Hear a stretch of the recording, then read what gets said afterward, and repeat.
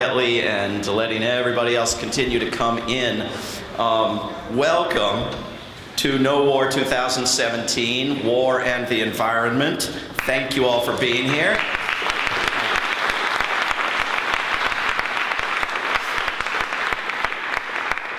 Thank you for that. We already have more applause than Trump's entire UN speech.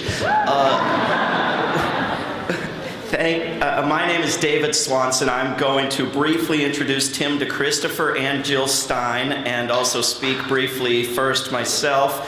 We hope to also have time for some questions for the three of us, and then move on to other parts of the agenda.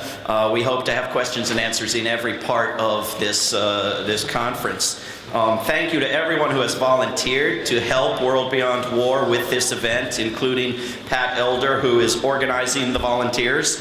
Thank you to World Beyond War volunteers throughout this past year, including our all-volunteer coordinating committee, especially our chair, Leah Bolger, and also especially those in distant parts of the globe who could not be here in person, some of whom are watching on videos right now.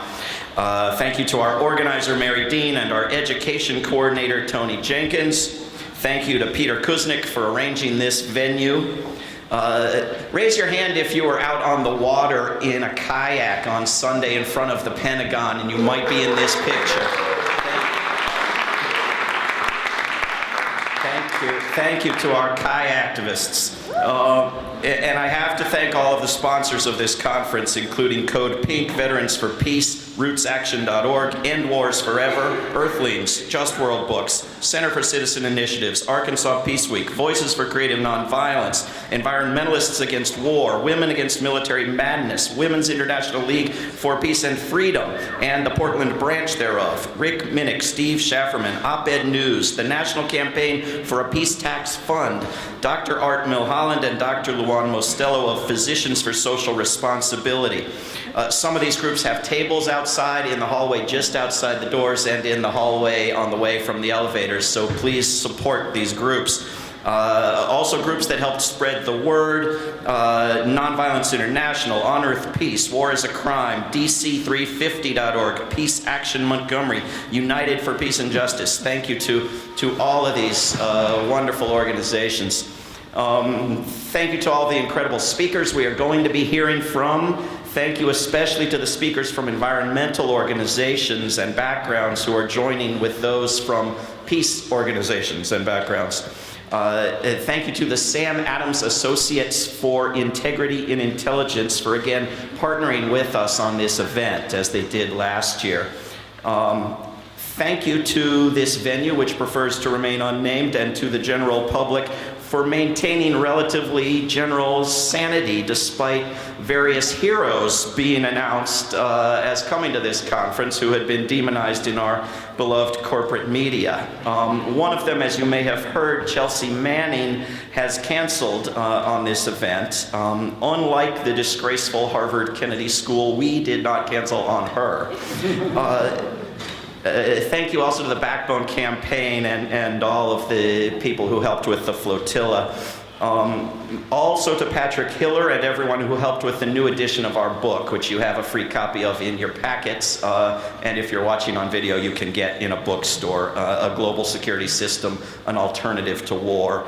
And Tony Jenkins has produced an online video study guide that he will be telling you all about tomorrow, and which is on the World Beyond War website. During World War I, we should note, the U.S. Army used land that is now a part of the campus we are on to create and test out chemical weapons. Then it buried what Karl Rove might have called vast stockpiles underground, left, and forgot about them until a construction crew uncovered them in 1993. The cleanup is ongoing with no end in sight. One place the Army used tear gas was on its own veterans when they came back to DC to demand bonuses.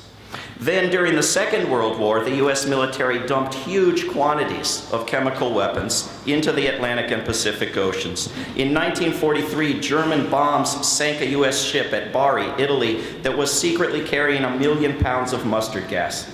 Many of the U.S. sailors died from the poison, which the United States said it was using as, quote, a deterrent. though it did not explain how something deters while kept secret.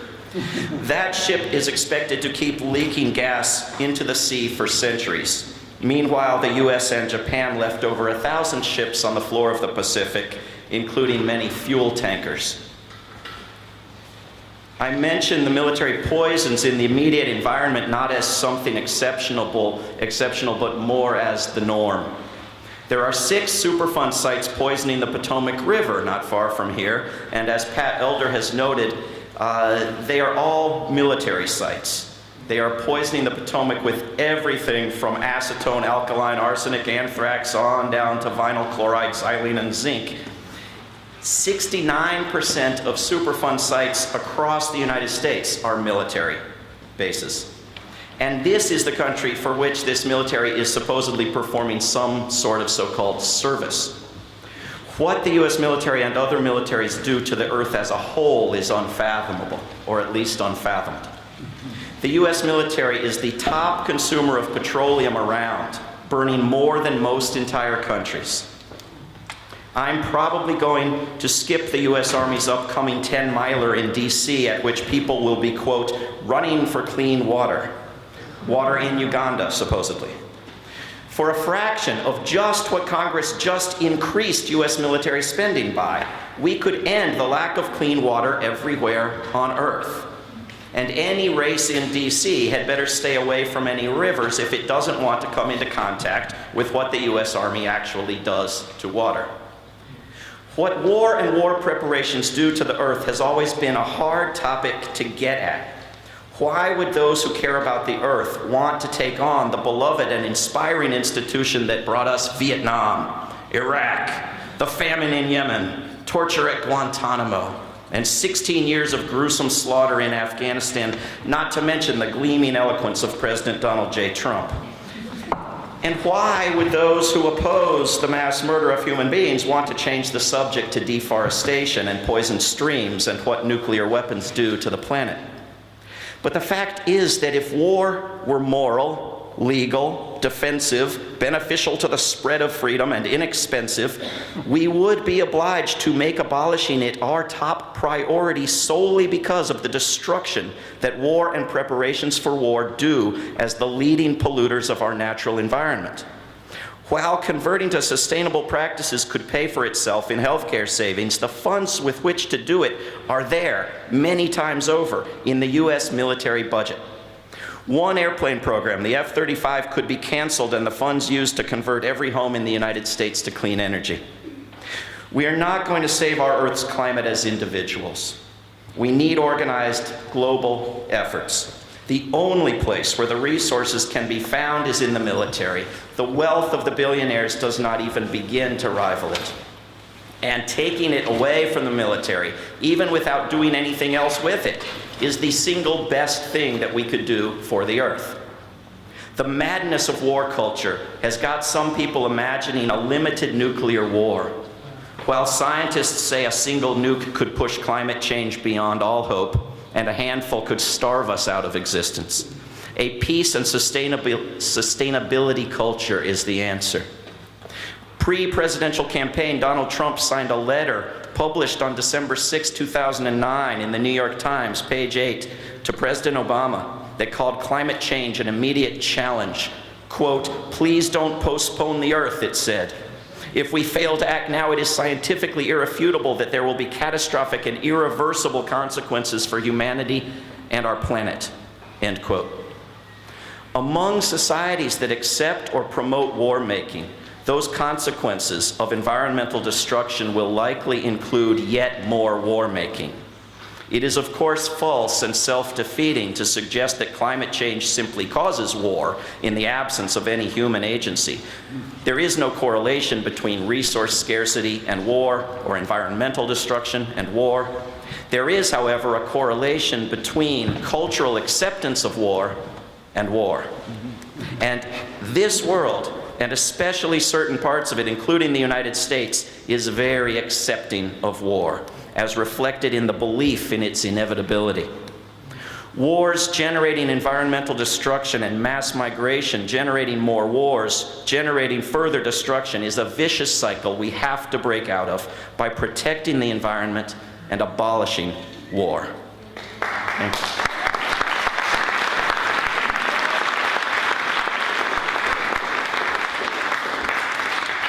I want to bring up here someone I've admired for quite a while by the name of Tim DeChristopher, who is the founder of the climate.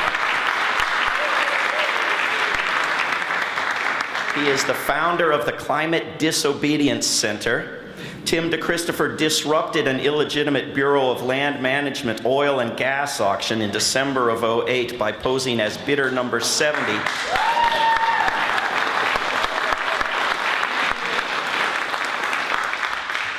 Outbidding the oil companies for parcels around Arches and Canyonlands National Parks in Utah. For this act, he was imprisoned for a total of 21 months, which earned him international media presence as an activist and as a political prisoner of the US government.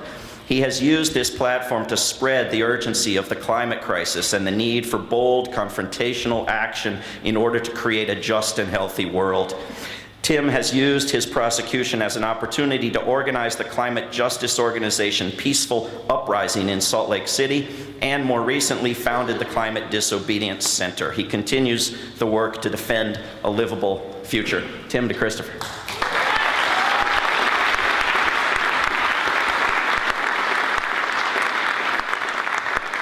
Thank you.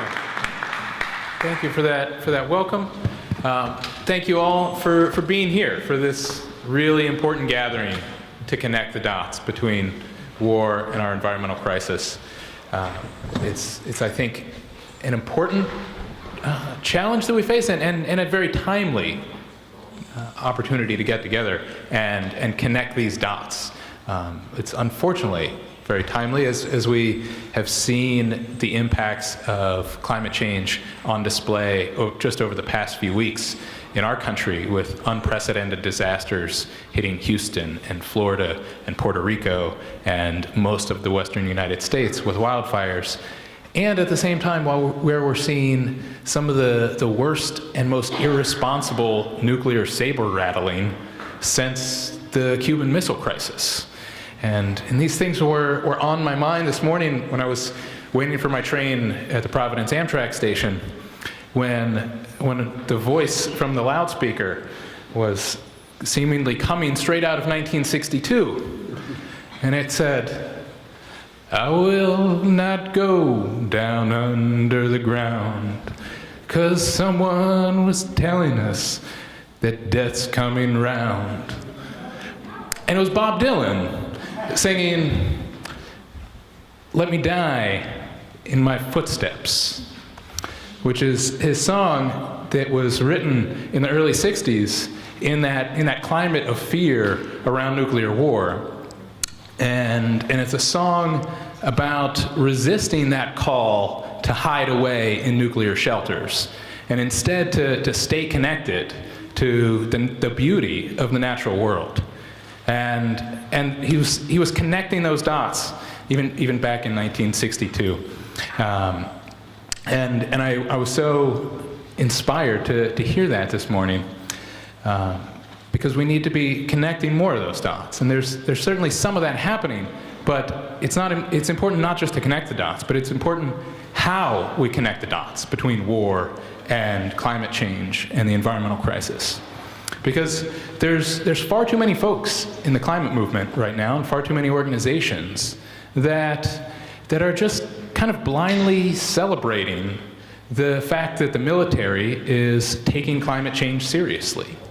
And I just saw a headline the other day that said that the military is the only department in our federal government that is taking the threat of climate change seriously. And certainly there's some benefit that's coming out of the military, connecting some of those dots, like between the Syrian civil war and the climate-induced drought for 6 years that forced 1.5 million Syrians off of their farmland and into the cities and exacerbated the social tensions that were already there in Syria. And they've introduced the framing of climate change being a stress multiplier, in that climate change doesn't happen in a vacuum. It happens in a world that is already torn by these existing social tensions of militarism and violence and racism and xenophobia. And so climate change is not really its own crisis, it's a trigger to the crises that we're already experiencing. So that's a useful perspective, but it's important to be questioning when the military is talking about the importance of climate security, to question what they mean. There's a fantastic book about this called The Secure and the Dispossessed by Nick Buxton. And unfortunately, it's one of the most ignored books in the climate movement that does ask that question of what the military means when they talk about climate security. And what they mean is security for a certain group of people from other people. And generally, they mean security from those people that are most heavily impacted by the climate crisis, the people that were already in the most vulnerable and marginalized positions in our society. Which is why, since it became increasingly clear that we're not going to stop climate change at a manageable level around 2009 and 2010, we've seen an explosion of border fences, border walls, between rich and poor countries around the world, not just here, but around the world, particularly around the border fence that India built almost all the way around Bangladesh. Bangladesh is a country that has 160 million people, half of whom live at less than 10 meters above sea level. And when it became increasingly obvious that we were not going to stop climate change at a manageable level, the question became, what's going to happen to those people? And somewhere, someone made the decision, we're going to keep them right where they're at. And they built a partially electrified border fence to keep them there. So that idea of the military taking climate change seriously means taking these threats seriously and further exacerbating the problems that we're already seeing in our society. And of course, there have been folks who, these connections and have been connecting these dots for a while. When I started Peaceful Uprising back in 2009, one of the main folks who became my best friend during that time was Ashley Anderson. And I met him at the very beginning of 2009, and he had come out of the peace and human rights movement, and he had been working on ending the crisis in Darfur, the genocidal war that was happening in Darfur. And doing that work, he had seen that, like Syria, that would happen a few years later, that the crisis in Darfur was also triggered by an extensive drought that drove millions of people into the cities and exacerbated social tensions. And so he saw this pattern that was leading from scarcity and fragility to insecurity, from insecurity to conflict, and from conflict to war. And he said, if this is going to continue with this global climate crisis, we need to be addressing the beginning of that process and mitigating as much of that climate change as we can. So we began working together with Peaceful Uprising. But even within a few years, we saw massive changes, and it did become increasingly obvious that we weren't going to stop it, and that those triggers of scarcity and fragility were going to continue in our world, that we are going to see increasing impacts from climate change over the next decades and centuries.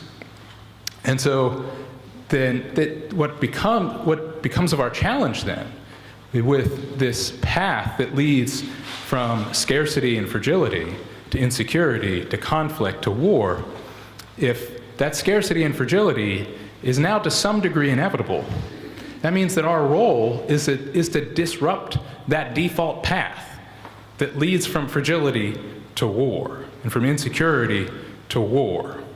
And that path from one to the other, that path is paved with fear, of getting us to fear each other, getting us to fear other countries, getting us to fear for our own safety, for our families. And certainly the profiteers of violence understand that.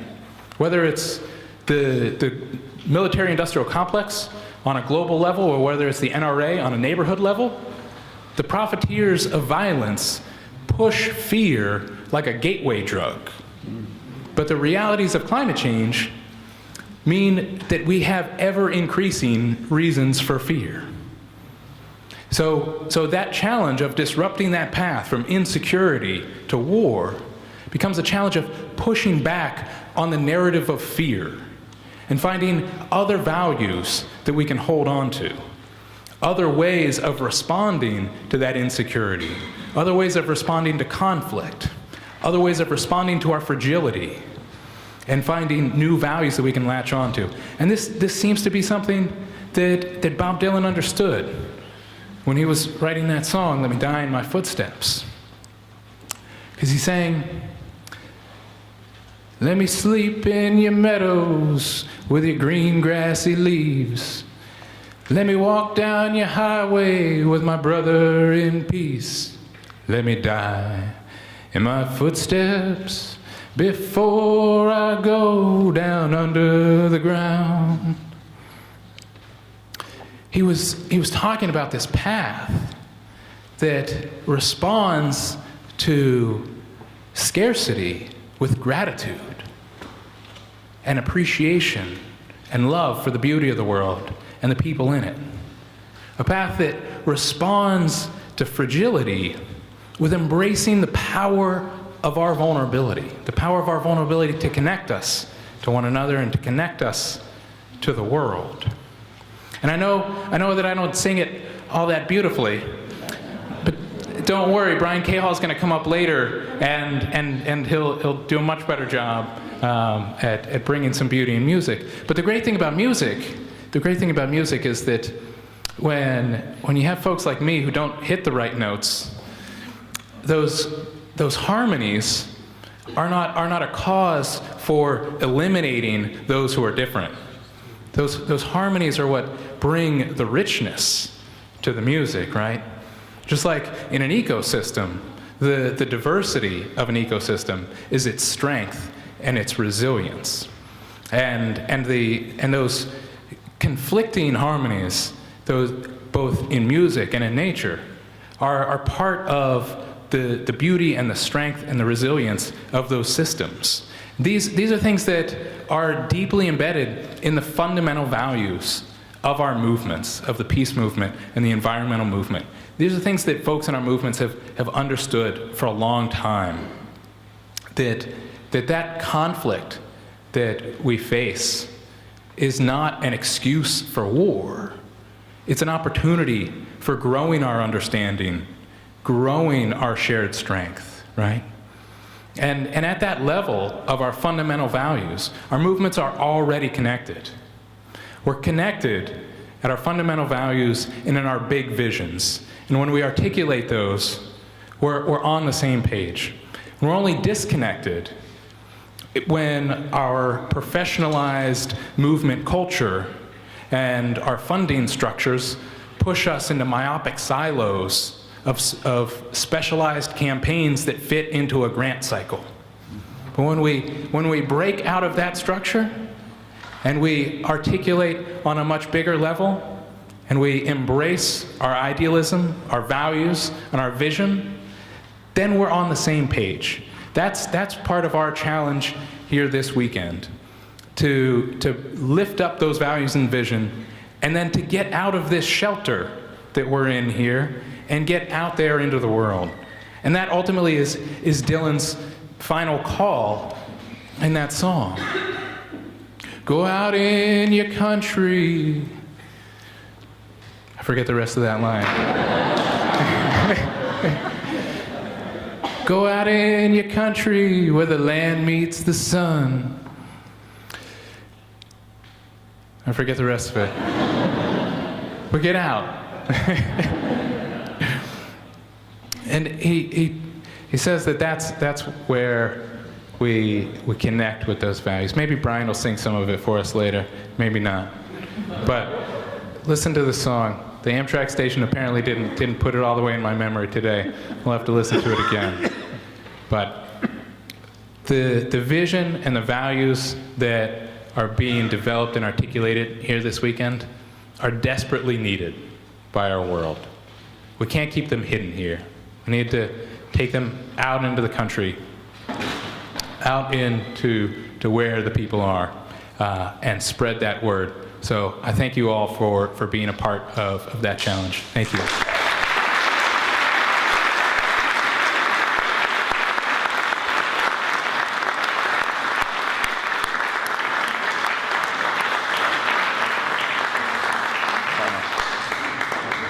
That's a good way to sell records. Leave us hanging with, what's the next line? Everybody's downloading Bob Dylan. It is my great pleasure to introduce Jill Stein.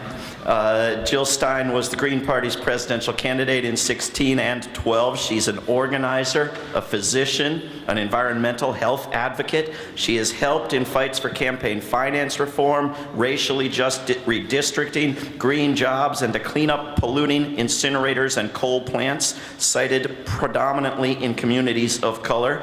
In 2006, she transitioned from clinical medicine into political medicine to help heal the mother of all illnesses, our sick political system, so we can begin to fix the other things that are literally killing us. Very well said.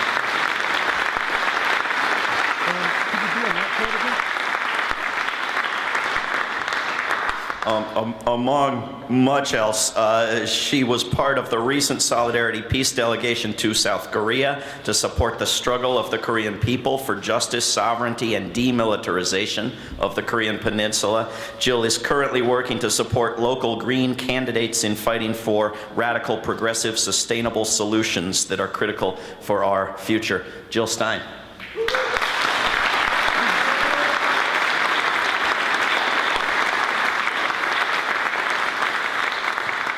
Thank you. Thank you, David. Thanks to all of you for being here tonight, and thanks to you for the work that you do, which is so critical.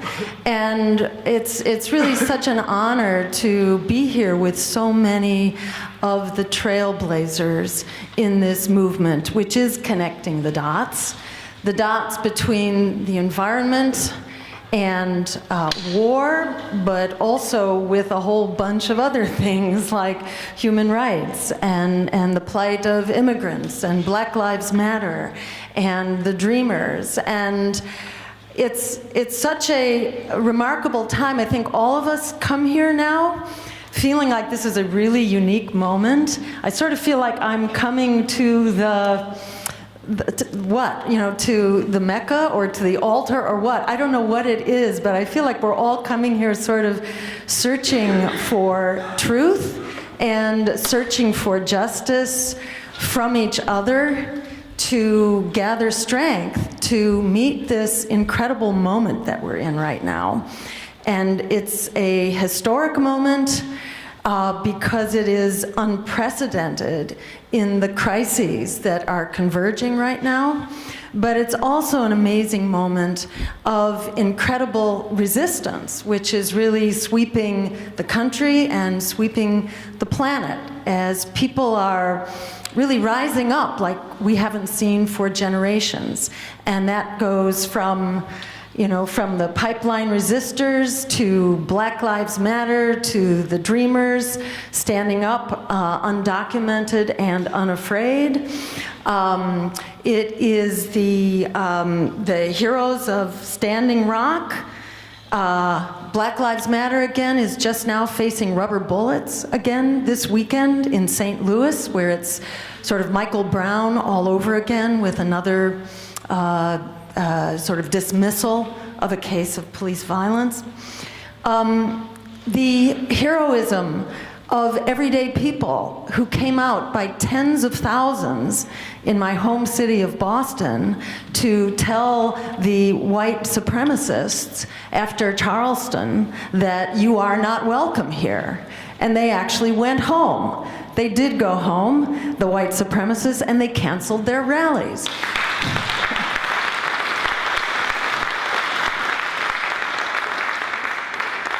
So it's a moment where we're facing incredible crisis, but it's also a moment where our social movements are very much alive and well. And I think one of the things we're coming here for is to try to ponder together. So how do we lift up our social movements? How do we strengthen them? How do we bring them together? The civil rights movement in the 1960s, you may remember, if your hair is my color, that back then, you know, the churches were a real source of strength and foundation for the civil rights movement. The anti-Vietnam War movement and the women's movement were based very much out of our colleges, but our colleges have been so privatized and corporatized, they're just not the same place at all. So it's not as though we don't have these passions and these values and these visions out there among everyday people. You know, that's why a lot of people voted for Donald Trump. You know, it was like, well, nothing else is working, try that. In fact, most people who voted for Donald Trump were not voting for Donald Trump. They were voting against another campaign that they happened to know more about. You know, so we're sort of living in this political system where the question is, which of the choices do you hate the most? You know, we have a crisis in our democracy now, like we have a crisis in just about everything else. And all of these dots are connected. And that's part of why we're here, is to figure out how do we harness this sense of resistance, this sense of integrity and justice. Almost half of voters stayed home in the last election because the corrupt political system that people hear about doesn't address our needs and our values and has been throwing everyday people under the bus. So it's not as though people don't have a moral compass. It's just that that moral compass is not reflected in the choices that the corporate bureaucracy and that the political establishment and the media and so many of our institutions, you know, that's not what they're providing us. They're not providing us choices with integrity. So I want to move forward here and kind of state the obvious, which again has been said already, that the environment and war are intimately connected. And I would go ahead and assert that war and preparing for war inherently destroys the environment, and that the destruction of the environment is a driver of conflict and war. And this conference, I think, comes at such a critical time because not only are those two issues kind of going off the charts right now, but also the overarching paradigm here in which these problems exist, that paradigm is collapsing right now before our very eyes. That paradigm of neoliberalism, of militarism, of ruthless exploitation of human and natural resources. This paradigm is failing. Some call this corporatism, some call it end-stage capitalism. Martin Luther King called it the triple threat of racism, militarism, and extreme materialism. But whatever you call it, it adds up to an utter, dire necessity for transformative change, because we are all in the target hairs. On endless war, as I think David mentioned earlier, there is no such thing as a limited nuclear war. And even a regional nuclear war can and is likely to trigger what's called nuclear winter, which is essentially you kick up enough dust and debris into the atmosphere, it filters out the sun to a degree that you cannot produce the food that we need. And it's predicted that we will see starvation, mass global starvation, if we have an exchange of even a couple dozen nuclear weapons, which in fact North Korea is in possession of. And the idea that if there's a nuclear war, it will stay over there, you know, which Lindsey Graham is reassuring us. Does that ring a bell to anybody? You know.